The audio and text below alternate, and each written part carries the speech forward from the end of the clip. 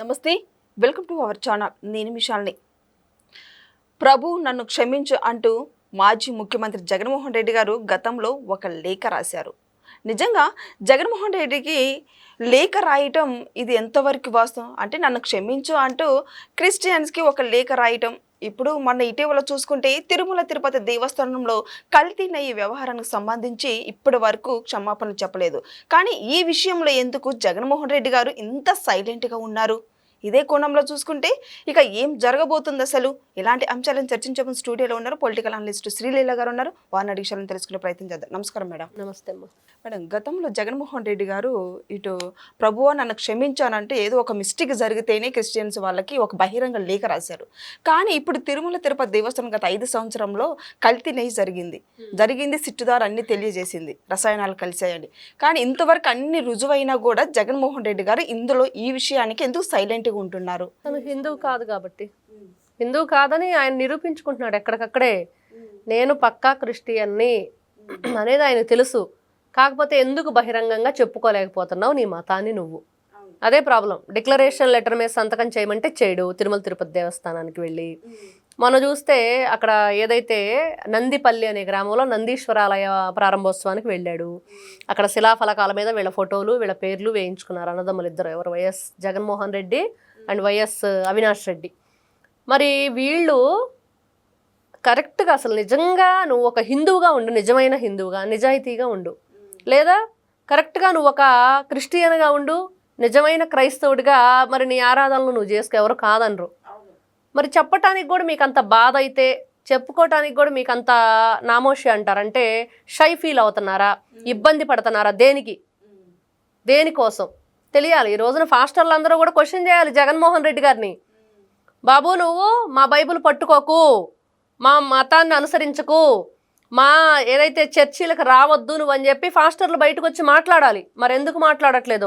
మరి నారా చంద్రబాబు నాయుడు గారు వాళ్ళందరికీ గౌరవ వేతనాలు ఇచ్చాడు.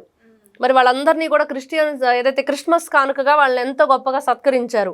మరి అవన్నీ దృష్టిలో పెట్టుకొని ఈ రోజున మతం యొక్క గొప్పతనాన్ని చెప్పే మత ప్రవక్తలుగా అటు ఎవరైనా సరే, హిందువులకు సంబంధించిన వాళ్ళు కానివ్వండి, ముస్లింలకు సంబంధించిన వాళ్ళు కానివ్వండి, క్రిస్టియన్కి సంబంధించిన వాళ్ళు కానివ్వండి, ఆ మత ప్రవక్తలను అనుసరిస్తూ వీళ్ళ మతాన్ని ఆచరించేటప్పుడు 10 మందిలో చెప్పుకోవటానికి ప్రాబ్లం ఏంటి? ఇప్పుడు ఆయన భూమన కరుణాకర్ రెడ్డి ఉన్నాడు. ఏం చేశాడు? కూతురు పెళ్ళి క్రిస్టియానిటీ దానిలోనే చేశాడు. అదే దాన్ని వాళ్ళు ముందుకు తీసుకువెళ్తున్నారు. తప్పేం చేసుకోండి, మీరు ఇష్టపడ్డారు, మీరు చేసుకుంటున్నారు. కాకపోతే మోసం చేస్తున్నారు ఎందుకు అనేది ఇక్కడ క్వశ్చన్. ఆ మతంలో మీరు ఉంటూ హిందువులు అని పైకి చెప్పుకుంటూ మేకవన్నిన పులుల్లాగా మరి ఇలాంటి క్రూరమైన పనులు తిరుమల తిరుపతి దేవస్థానానికి ఎంత అపకీర్తి తెచ్చారు, ఎంత అప్రదిష్ట పాలు చేశారు, ఎన్ని రకాలుగా అసలు ఆ దేవస్థానాన్ని మీరు ఈ చర్చకు తీసుకొచ్చారు. ఎంత ఘోరమైన అపరాధం అంటే, మీరు హిందూ దేవతల్ని నమ్మట్లేదు కాబట్టి మీకు ఒక భయం అంటూ లేదు, భక్తి అంటూ లేదు. అలా అని చెప్పేసి మీ దేవుణ్ణైనా మీరు పవిత్రంగా ఆరాధిస్తున్నారా? ఈ రోజున ఏ మతమైనా ఎవరైనా దేవుడు ఒక్కడే అనేది వాస్తవం. మరి ఆ దేవుడికైనా నువ్వు భయపడాలిగా, మతాన్ని తీసి పక్కన పెట్టు. అది లేదు. మరి జగన్మోహన్ రెడ్డి గారు మీరు అంటున్నట్లుగా తను న్యూస్ పేపర్లో ఎడిటర్ ఏదో చిన్న మిస్టేక్ చేస్తే గతంలో ఆ చిన్న దానికే ఆయన ఓ పెద్ద లేఖ రాశాడంట. ఏంటి అంటే, ప్రభువా మమ్మల్ని క్షమించు, మరి ఓ ప్రభువా మేము ఇలాంటి అపరాధం చేశాము. మరి ఇవన్నీ కూడా చదువుతూ ఉంటే మరి ఈ రోజున అంత చిన్న ఏదో స్పెల్లింగ్ మిస్టేకో ఎడిటర్ చేసిన దానికి నువ్వు అంత స్పందిస్తే, ఈ రోజున మీరందరూ ఇంత నీచంగా జంతువుల కొవ్వు కానివ్వండి, లేకపోతే దాంట్లో కెమికల్స్ కానివ్వండి, స్వామివారికి సంబంధించిన ప్రతి ఒక్క విషయంలో తలనీలాల దగ్గర నుండి, ఆ దర్శనం టికెట్ల దగ్గర నుండి, క్యూ లైన్లో భక్తులకు పెట్టే ఆ ప్రసాదం దగ్గర నుండి, అన్నా ప్రసాదం క్యాంటీన్ దగ్గర నుండి, ప్రతి ఒక్క దాంట్లో స్వామివారి గోపురాలు బంగార తాపడం దగ్గర నుంచి అన్నిట్లో, షాల్స్లో, మరి స్వామివారికి భక్తులు ఎంతో ప్రేమగా ఇచ్చే కానుకల విషయంలో మరి దానిలో కూడా చేశారు కదా అన్నీ. మరి ఇంత ఘోరంగా చేసి నువ్వు ఒక్క మాట హిందువుల్ని, మరి ఆ రోజున నేను ముఖ్యమంత్రిగా ఉన్నాను, దానిలో మాకు సంబంధం లేకపోయినప్పటికీ, ఓకే నువ్వు అంటున్నావు కదా, నువ్వు చెప్పే భాషే మేమందరం సంబంధం ఉందని అంటున్నావు, నువ్వు లేదంటున్నావు, సరే ఆ మాట అయినా చెప్పాలిగా. మాకు సంబంధం లేదు, అయినా సరే ఈ తప్పిదం జరిగింది కాబట్టి హిందువుల యొక్క మనోభావాలు దెబ్బతిన్నాయి కాబట్టి, నేను గతంలో ముఖ్యమంత్రిగా పనిచేసినప్పుడు ఆ టైంలో ఇది జరిగింది కాబట్టి నేను మిమ్మల్ని అందరినీ కూడా మనస్ఫూర్తిగా క్షమించమని కోరుకుంటున్నాను. ఒక మాట నువ్వు ఎందుకు అడగలేకపోతున్నావు? ఎందుకు అడగలేకపోతున్నావు? ఏంటి నీ బాధ? చెయ్యాల్సిన తప్పులని అంటే మీకు హిందూ దేవుడు పనికిరాడు, హిందూ మతం పనికిరాదు, కానీ హిందువులు వేసే కానుకలు మాత్రం కావాలి.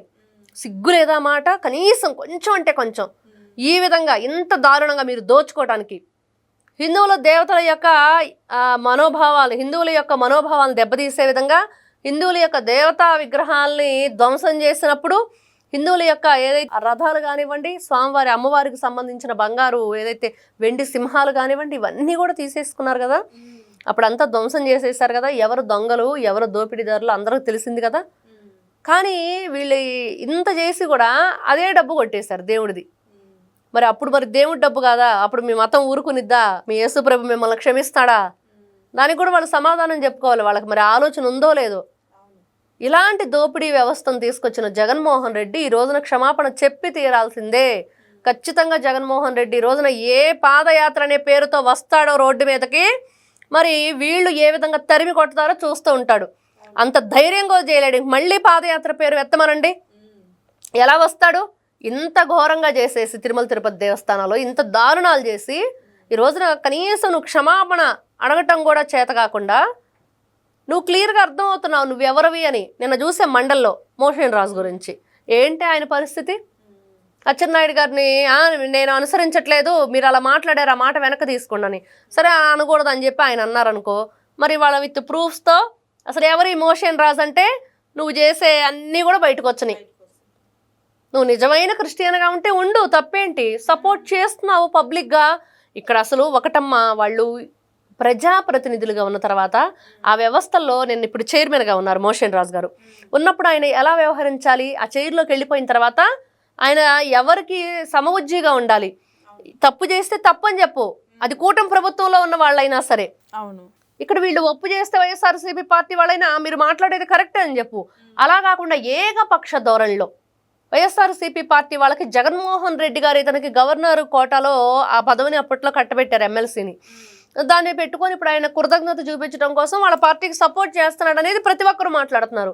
మరి దానికి సమాధానం చెప్పే ధైర్యం ఆయన దగ్గర ఉందా?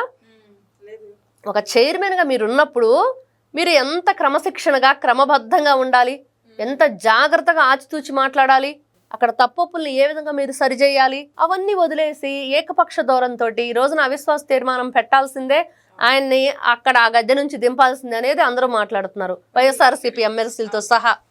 ఈ రోజు రాష్ట్ర వ్యాప్తంగా కూడా పీఠాధిపతులు కావచ్చు, మఠాధిపతులు కావచ్చు క్షమాపణ చెప్పాల్సిందే జగన్మోహన్ రెడ్డి గారు అని అన్నారు. కానీ జగన్మోహన్ రెడ్డి ఎక్కడ కూడా దీనికి స్పందన అయితే లేదు. మరి జగన్మోహన్ రెడ్డి స్పందించింది అనేది చంద్రబాబు నాయుడు గారికి క్షమాపణ చెప్పాలని అంటున్నారు. నిజంగా జగన్మోహన్ రెడ్డి గారు చేస్తున్న వ్యాఖ్యల్ని ఏ విధంగా చూడాలి? మొన్న నారా లోకేష్ గారు ఢిల్లీలో అక్కడికి వెళ్ళినట్లున్నారు. ఆ రోజు ఆయన క్షమాపణ చెప్పారు. హిందువుల యొక్క మనోభావాలను దెబ్బతీసే విధంగా ఆ రోజున మేము అధికారంలో లేనప్పటికీ ఈ రోజున ఉన్నాం కాబట్టి, మేము అధికారంలో ఉన్నప్పుడు ఆ విషయం బయటపడింది కాబట్టి, మరి తప్పు ఎవరిదైనా కావచ్చు, కానీ ముందర అసలు క్షమాపణ కోరుకునే మనసు ఉండాలి కదా. ఆ వయసుగా ఆయన అంత గొప్పగా మరి ప్రతి ఒక్కరిని మరి హిందువుల యొక్క మనోభావాలు దెబ్బతిన్నాయి.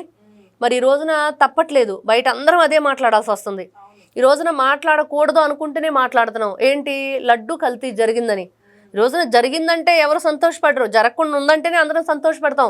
కానీ దాంట్లో జరిగిన అపరాధం ఎవరు చేశారు, దానికి కర్మకర్త క్రియగా ఎవరు వ్యవహరించారు, వాళ్ళకి శిక్ష పడాలి అనేది ఇక్కడ ప్రతి ఒక్కరి ఆలోచనలో ఉన్నది. ఈ రోజున ప్రతి ఒక్కరూ లడ్డు గురించి మాట్లాడుతున్నామంటే స్వామివారి ఆ దేవస్థానంలో చాలా నీచమైన పనులు, ఆ పైన కొండపైన చాలా పవిత్రంగా ఉండే కొండపైన ఎన్ని రకాల భయంకరమైన మరి నీచమైన పనులు జరిగినాయి అందరికీ తెలుసు. మరి అలాంటిది వీళ్ళు అలాంటి కార్యక్రమాలు చేసి అంత ఘోర అపరాధాలు చేసినప్పుడు మరి నారా లోకేష్ గారు క్షమించమని వేడుకున్నారు అందరినీ కూడా. మరి ఎంత గొప్ప విషయం అది. మరి జగన్మోహన్ రెడ్డి గారు ఈ బ్యాచ్ అంతా కూడా మరి ఈ రోజున ఏం మాట్లాడుతున్నారు? వాళ్ళు చేసిన తప్పులకి కనీసం పశ్చాత్తాపం లేకుండా, క్షమించమని కోరుకోకుండా, ఎక్కడ కూడా ఒక భయం కానీ, మనం ఈ విధంగా సంఘంలో మరి ఈ విధంగా చెడ్డ పేరు వస్తుంది, మనం తప్పులు చేస్తున్నామనే చిన్న వాళ్ళ అంతర్మదనం ఉండిద్ది. వాళ్ళకి అదన్నా లేదా? ఆత్మసాక్షి ప్రతి ఒక్కరూ ఆలోచించుకుంటాం కదా, అంతర్మదనానికి లోనవుతారు కదా, ఏదైనా తప్పు చేస్తే అది కూడా లేదా అతనికి? మరి అంత దారుణంగా ఈ రోజున మళ్ళీ బయటకు వచ్చి మీరే క్షమాపణ చెప్పాలని ఎదురు తిరిగి అడగటం అంటే తప్పులు చేస్తారు, తప్పించుకుంటారు. ఎక్కడా కూడా కొంచెం అంటే కొంచెం కూడా మాకు సిగ్గు లేదు, అని చెప్పి నిస్సిగ్గుగా బయటకు వచ్చి తిరిగి ఎదురుదాడికి పాల్పడటం. ఎమ్మెల్సీలు చూస్తున్నాం అక్కడ మండల్లో ఏం చేస్తున్నారు, అందరూ కూడా ఎవ్వరూ లేనప్పుడు సెల్ఫీ వీడియోలు తీసి లడ్డూ చర్చకు రండి అని చెప్పేసి 4 అరుపులు అరిచి ఆ వీడియోలు రికార్డ్ చేసి సోషల్ మీడియాలో వదిలేరు. అక్కడ చూస్తే మరి వాళ్ళు ఒక్కరే ఉన్నారు తప్పించి పక్కన ఇప్పుడు కూటమి ప్రభుత్వం సంబంధించిన ఎమ్మెల్సీలు కానీ ఎవ్వరూ లేరు, మంత్రులు.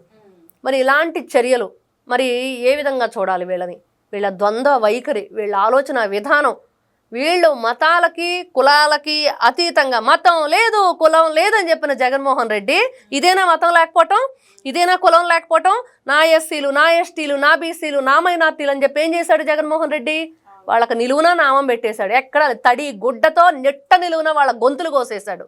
చూసాం కదా, బీసీ సామాజిక వర్గానికి చెందిన తోట చంద్రయ్యని నడి రోడ్డు మీద పట్టపగలు ఎంత దారుణంగా గొంతు కోసారు, రక్తపు మడుగులో కొట్టుకుంటుంటే ఎంత దారుణం. అసలు మనిషిని ఒక మనిషి ఆ విధంగా చేస్తుంటే జగన్మోహన్ రెడ్డి ఆ రోజు కనీసం చీమ గుట్టినట్టయినా లేదు ఆయనకి. మరి ఆ బీసీ అమర్నాథ్ గౌడ అబ్బాయి పాపం 10th క్లాస్ అబ్బాయిని పెట్రోల్ పోసి తగలబెట్టారా, ఎంత దారుణం ఆ రోజున. మరి దళిత డాక్టర్ సుధాకర్ గారు ఏమడిగారంటే ఆ రోజున కేవలం మాస్కులు అడిగారు. అక్కడున్న సిచ్యువేషన్కి ఆ రోజున కండిషన్కి అమ్మో అది ఆ వ్యాధి విస్తరించిపోతుంది, యాజ్ ఎ డాక్టర్గా తను ఏంటి అంటే రెస్పాన్సిబిలిటీగా సొసైటీలో ఒక ఇదిగా అడిగారు. మరి అతను ఏం చేశారు, పిచ్చోడని ముద్ర వేసి అర్ధనగ్నంగా రోడ్ల మీద తిప్పేసి పాపం చావుకు కారణం అయ్యారు. 1 కాదు 2 కాదు, ఈ విధంగా చెప్పుకుంటూ వెళ్తుంటే జగన్మోహన్ రెడ్డి గారు అంటే మతం లేదు కులం లేదు అనేది దోచుకోవటానికి అనేది అర్థమవుతుంది. కానీ జగన్మోహన్ రెడ్డి గారు వాళ్ళ సాక్షి పేపర్లో బహిరంగ లేఖ రాశారు క్షమించానని వాళ్ళ ప్రభువుకంటూ. మరి ఇప్పుడు ఈ హిందువుల మనోభావాలు దెబ్బతినేలా కల్తీ జరిగింది, మనకి క్షమాపణలు చెప్తారా లేదా? ఆయనకు కావాల్సింది వాళ్ళ మనోభావాలు దెబ్బతింటాం, ఆయనకు కావాల్సింది జరిగిపోయింది, చేయాల్సినవి చేసేసారు, దోచుకోవాల్సినవి దోచేసుకున్నారు, ఇంకెందుకు ఎవరి కోసం చెప్పాలి క్షమాపణ?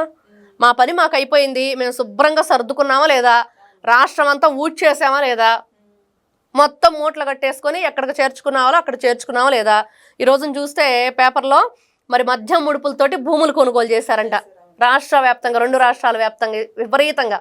మరి అవన్నీ ఎవడబ్బ సొమ్ము, ఎవరు కష్టపడి కష్టార్జితం చెమటోర్చి తాతలు తండ్రులు నాన్నలు అందరూ కూడా ఎంత కష్టపడి సంపాదిస్తున్నారు ఈ రోజుకి కూడా. నువ్వు చూస్తే యలహంక ప్యాలెస్, లేకపోతే తాడేపల్లి ప్యాలెస్, లేకపోతే ఆ పులివెందులు వెళ్తావు, ఏదో ఎవరో చేసిన దానికి నువ్వు వెళ్ళి హారతలు ఇచ్చి వస్తావు. ఇవే కదా అతను చేస్తున్నాడు. ఇంత దుర్మార్గమైన వ్యక్తిని 5 సంవత్సరాలు మన ఎత్తిన పెట్టుకొని మన రాష్ట్రాన్ని మనమే నిట్ట నిలువున అధపాతాళానికి తొక్కేసుకున్నాం.